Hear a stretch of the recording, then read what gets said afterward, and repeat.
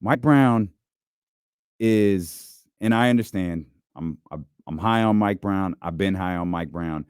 Y'all know our Cleveland insider, my best friend from Cleveland. He is not a Mike Brown fan. He did not like Mike Brown when he was the coach of the Cleveland Cavaliers the first time.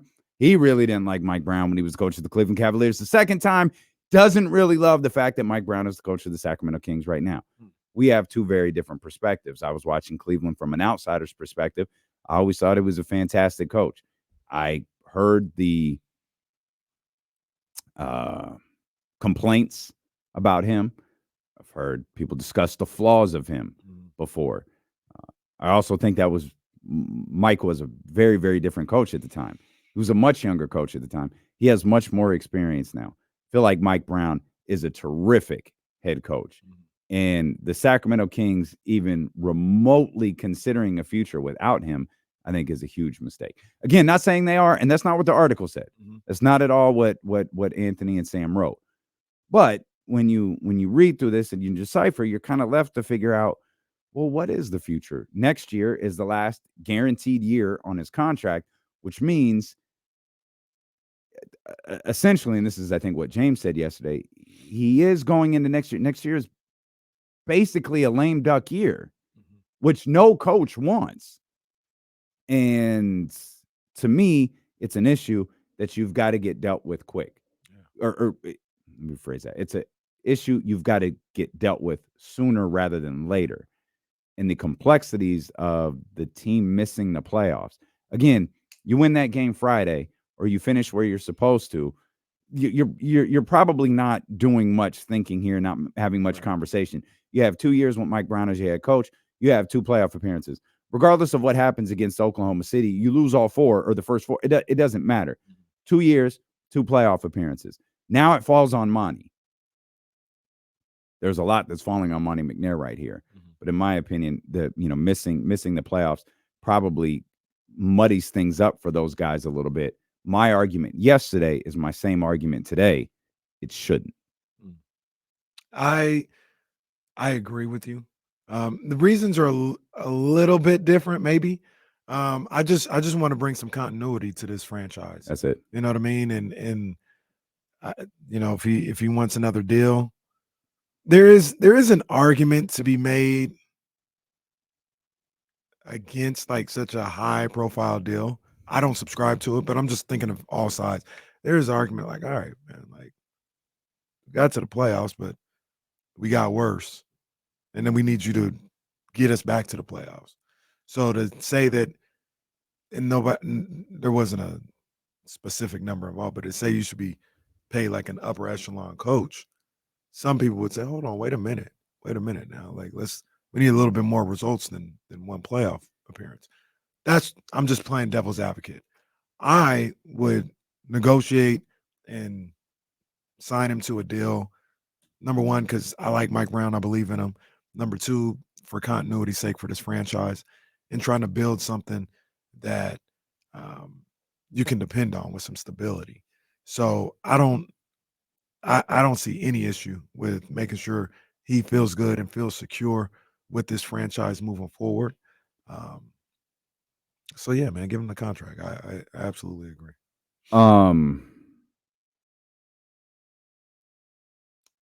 If I'm Mike Brown, like I hear what you're saying. Ooh, okay. Where's Steve Kerr? There he is. If I'm Mike Brown, and it gets to this, bro, I'm already the second most successful coach you've ever had at this organization. There is a Sacramento Kings curve here, because when you talk about the upper echelon coach, you're talking about Steve Kerr, Greg Popovich, Eric Spoelstra, and Monty Williams. Said this yesterday. Monty Williams is the outlier. He's in this. The Rudy Gobert of all this. He is. That's absolutely. He's 100% the Rudy Gobert. All of those other guys, they got titles. They got title appearances. They've got, in all 3 of their cases, they've got longevity. They've got a lot of different things going for them. Monty is the exception in this. When you look at the list, and I think this is the most updated list, you go to Nick Nurse next. Nick Nurse is a championship coach. He won a title with Toronto. Then you got Jason Kidd. If these numbers that I have are correct, those two guys are about 8 per. Mm. So you got those guys at Nick 8 per. Nurse and Jason Kidd are 8 per. Mm-hmm. Okay. And then you've got Monty at 13. You can slot, like, I think there's a fair argument.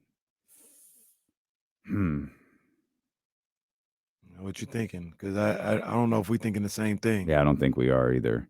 Because I would say I might say That's 8. tough. 8 might be your max.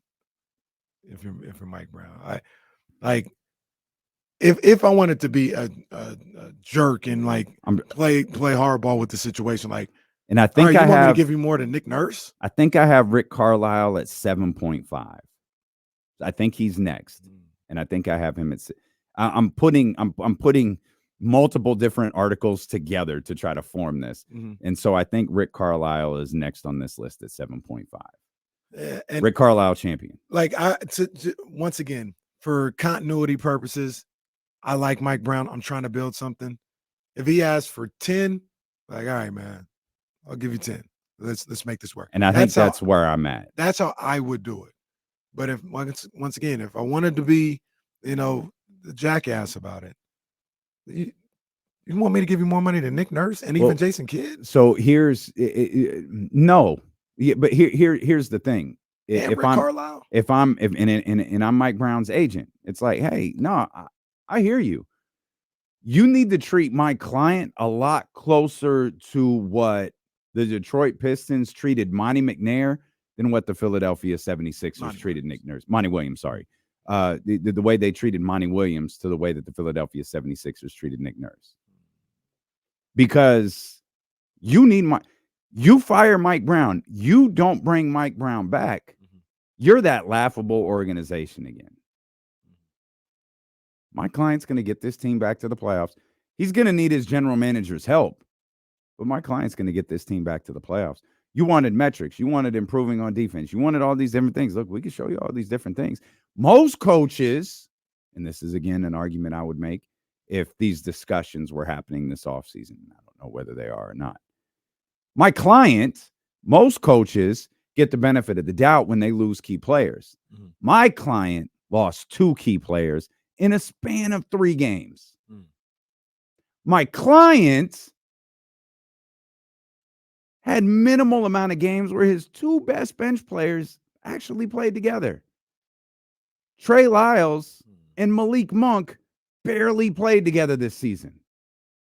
Most coaches are given the benefit of the doubt when it comes to those situations. My client still finished with 46 wins, despite the fact he played 14 games without his starting 2 guard and 9 games without his most important reserve.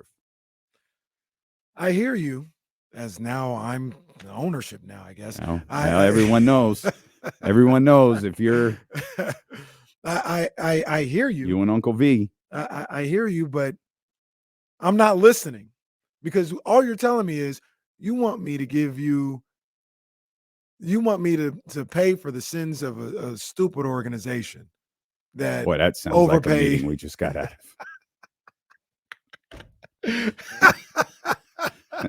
Sorry. Oh man. You want me to pay for the sins of a stupid organization that overpaid some random head coach? Because that's by outside of that one person, your slot is anywhere between this $6 to $8 million range. And you want me to go way over that and give you 10. How about, I don't know. So how about this? Out, but how about I give you 8 and you get a $2 million bonus if we make the playoffs? As an agent, I don't know that I'd fight a little bit longer, but I'd keep that deal in my back pocket. Rick Carlisle's won an NBA championship. Who was the perennial playoff coach? Like Jason Kidd has not. Nick Nurse did. And let's not forget, Mike Brown has been to an NBA Finals. Yep. Not to mention he's been a championship assistant. Mm-hmm. Boy, it feels like that 10 is a tough argument. And to be honest with you, it feels like that 10 is a tough argument. I'm negotiating. Comes down to it. If you say you're walking out the door, you twist my arm, Here's the 10. I'll give you the 10. But I'm gonna push back a little bit on so that. this, I'll be like, come this, on, man. this. So as again, acting in behalf of my client, wise man, I'm fighting for 10. Mhm. But me and my client have already discussed. We're looking for something in the range of 8 to 9. And if the reports are correct, I think, not saying it's like the greatest deal before, but if I gave you 8, you'd be doubling the salary. They only make 4. Ain't that what the reports are? Yeah, I don't know what Mike Brown makes. I thought the reports is that he was $4 million a year. We're gonna double up the salary. Come on now. If Mike Brown makes $4 million a year, that's kind of insane. Oh, that gave me the wrong Mike Brown. Whoa. It gave me a Minnesota Vikings Mike Brown. The hell did you think came up? I don't know. It looks like it's 5. It looks like it's now you want me to a double it and give you 10. It's a 4-year deal worth $20 million, but we know about the yeah, I think that's the number. I think that's correct. Okay. So 5 per. I mean, I would give him 10. I'm just negotiating right here. But I would give him $10 million a year. It's really here's again. I'm piecing some things together. Mike Brown 5 per year. Entry level coaches. That's a quote from a website I'm looking at. In the NBA, earn an average starting salary of $3.5 million. Okay. Again, go back into my agent mode. My client is not an entry level head coach. He's not. My client is returning to the position of a head coach in the league. But let's not disregard the multiple 60-win seasons that he had as the head coach of the Cleveland Cavaliers and the deep playoff runs that he had with LeBron James in that group. Mike Brown, and it's the gift and the curse, and I don't even know that there is a gift. It's the curse of being LeBron James's head coach. You're not going to get credit for it. No matter how good, you're only going to get criticism for being. It's part of the reason Ty Lue gets so much credit. Ty Lue did something that no one besides Eric Spoelstra could do. Yeah.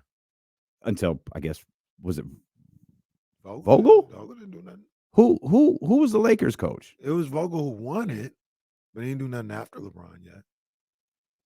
So Ty Lue has. So Ty Lue did it, and Ty Lue gets revered for that. Because of the way he allegedly talked to LeBron James before like game 4 of the finals or something like that. But there is like a curse to coaching LeBron James. Frank Vogel is experiencing it. The only one who hasn't is Eric Spoelstra. Yeah. And that's because Pat Riley just flat out wouldn't allow it. Right. I'm not firing Eric Spoelstra. I'm not entertaining replacing her. None of that. Spo is just fine. But Mike deserves credit for what Cleveland did. Mike Brown is not an entry-level head coach in this league. And he still gets criticized because that Cavaliers team didn't beat that version of the Celtics back then to advance to the NBA Finals. And we saw what happened when Cleveland replaced Mike Brown. It's one of a series of things that went wrong. And I'm not going to just, put this all on Byron Scott because that's not even remotely fair. But it just all completely fell apart. Mike Brown deserves a lot more credit as a head coach than he gets. He is worth a lot more than the $5 million he gets. Now, is he worth 10? That's the discussion. Is he worth 8? Absolutely, in my mind, because Mike Brown is not. He's a lot closer to the Rick Carlisle category than he is to the Darvin Ham category, for sure, or whoever is on the list of making $3 million and some change per year. For sure. So I'm going to offer you for 4 years, $8 million, $2 million playoff incentive bonus. $8 million per year, $36 million, $2 million per year playoff bonus. I'll do you one better. I want the $2 million playoff bonus the first year. Next year. If you make it, it becomes guaranteed. Yep.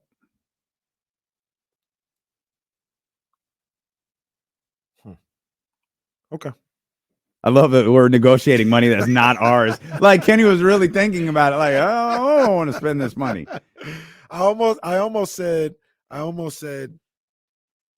we can make a guarantee if you make back-to-back playoffs, but I'm not going to do that. We've already made the playoffs. And be 2 playoffs in 3 years, and it will just continue to etch. Like, let's be honest about what we're talking about too. Let me think this through real quick. I'll look it up. I don't want to speak out of. Is this the first time? I don't know if anyone's brought this up before. Is this the first time Mike Brown's missed the playoffs? No. No? He missed it with Cleveland for sure. Oh, that's right. I forgot. He was back with Cleveland for a year. I don't know how long. Did he miss it twice with the Lakers or just once? I don't think he missed it with the Lakers. Well, I was counting it the year he got fired. But. Well, he only coached 5 games. So the only year.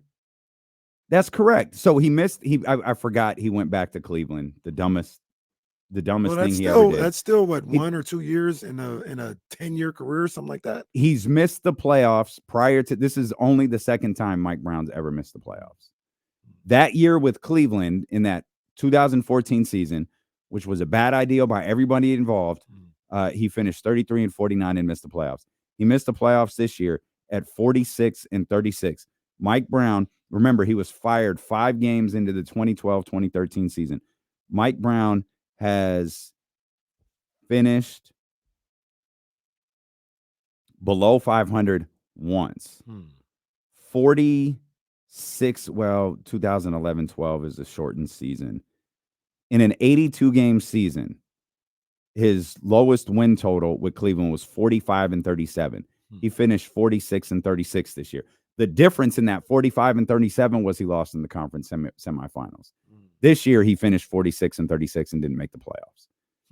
This man has a win percentage of .607. There is absolutely no conversation that this man should be the head coach for the Sacramento Kings for the long term. Yeah. He absolutely should be. I'm with you. You think a deal gets done this offseason? I don't know. I hope so. I don't like until another big, hoop site pull from the article was that was aggregated all over the place, that conversations have not happened. I don't think that's terribly unusual because he does have a year left on his contract. If they went through this offseason with no discussions, to me, that would be unusual. And from my perspective, that would be concerning. I see, and I understand it. I know we got to go. I understand it. I didn't even notice. Honest to God, let's just keep talking. But I didn't even think about his contract until people brought it up. Like I didn't feel like this was the year to start talking the off season or the summer to start talking contract. But I get it now that people have kind of laid it out. But it really didn't register to me. So Joe, I messed up. We've talked too long, so I'm just going to keep going. I think what switched it up, I think what has gotten everyone's attention was that 4th year isn't like a solidified 4th year. It's like I think they called it a mutual opt out. So let me ask you this: if we said the 4th year is just take that off of there, it's guaranteed. Do we still need to negotiate a new contract this summer? This summer, probably not. Probably not. But you have to next year. So that's what I would do if I was Vivek. I just make that 4th year fully guaranteed. So, excuse me. So my guess is these conversations might be started by Mike or Mike's team, thinking we were a 48-win team last year, made the playoffs. I understand we missed the playoffs this year. We're still a 46-win team. He's already outperformed the $5 million contract that you signed him to. That's 100% a guess on my part. But this article, which, you have to be careful when you read stuff that is framed to come with the mindset of Vivek, because my energy will not change on this subject. There are people in or around that organization who work against Vivek Ranadive, and they work through it publicly. That's not shading either one of these writers or their sources or how they get their information. I'm just saying not everybody in or around that organization is pushing in the same direction. So whenever you read something from the perspective of Vivek Ranadive, I think you have to just keep that in mind. We got information on what we were told was Vivek's thinking regarding Zach LaVine. We never really brought it up because I was skeptical of it. And not skeptical of who shared it with me, but skeptical of why someone shared it with them. Because the dialogue around Zach LaVine at the time was not overly positive. It's not overly positive today. It sure as hell wasn't overly positive then, especially with, the contract and the situation the Kings are facing with Malik Monk. So whenever you read Vivek thinks be wary of what that says, or be wary of what that might mean. Vivek obviously wants to win. There's I have zero question about that. But I think moving on from Vivek Ranadive, I think moving on from Mike Brown or Monty McNair at this point would be a mistake. However, particularly Monty McNair, because he's the only one who could really do anything right now. Everyone's off. Mike is done. De'Aaron's done. Domas is done. All those guys are done. Monty's day is just beginning. Monty's season is just starting. Yeah. And he has the most, I feel like we said this last year. Maybe we did. He has the most important offseason of his general manager career ahead of him. 100%. Because and even if we did say last year, this trumps last year. Yeah. This is important. And you tried something last year, and people can argue whether it was the right call or the wrong call. Hindsight says perhaps it was the wrong call. Maybe he didn't mean to take that approach, and we don't think that he did, given what we know about the Harrison Barnes process. Yeah, given what we know about that, we don't think it was his intention.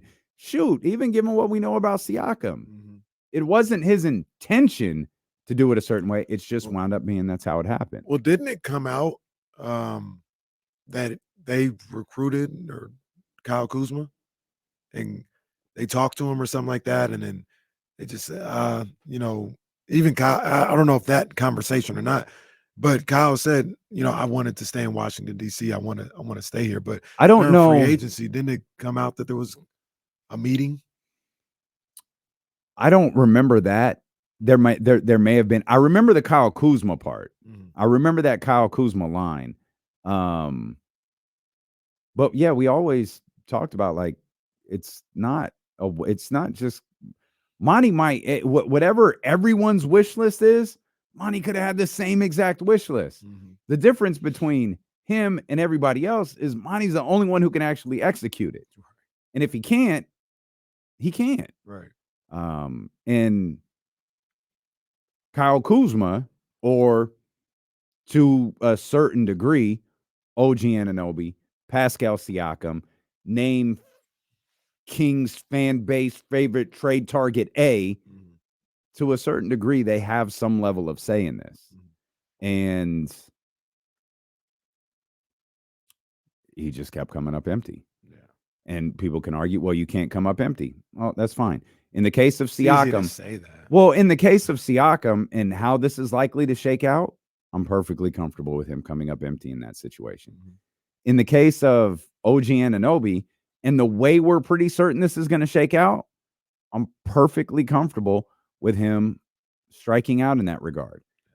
connect the dots with OG Anunoby in New York. It's not hard to figure out. He ain't going nowhere. There was one team that really had a chance to land him. It was the New York Knicks. I don't think there was only one team that had a chance to land the Indiana to land Pascal Siakam, but we'll find out in 2 months what that Siakam deal was all about.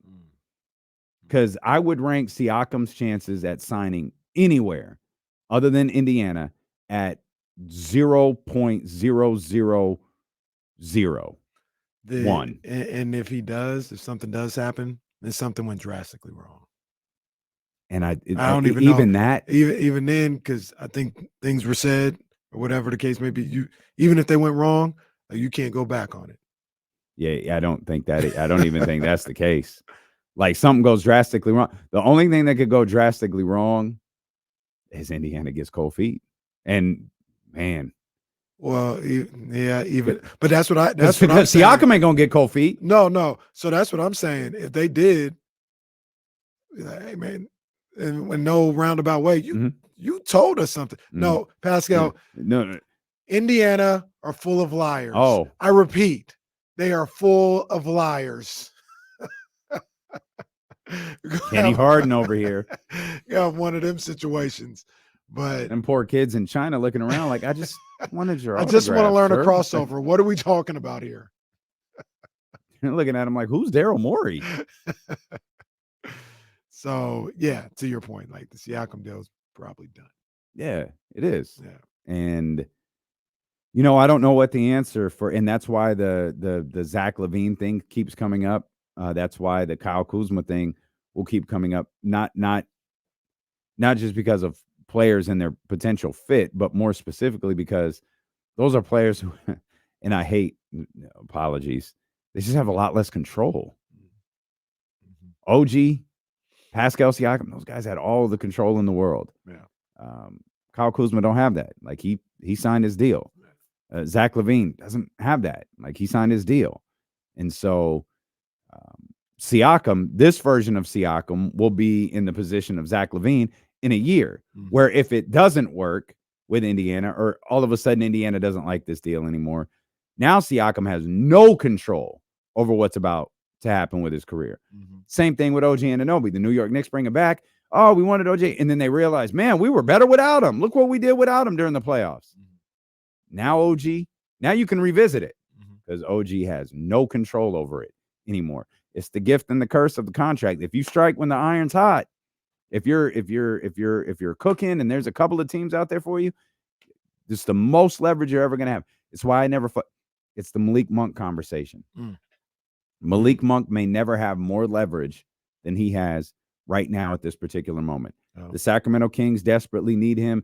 Everyone on the planet believes, everyone at least in the basketball world believes he's going to get offered what is to Sacramento the maximum amount they can offer.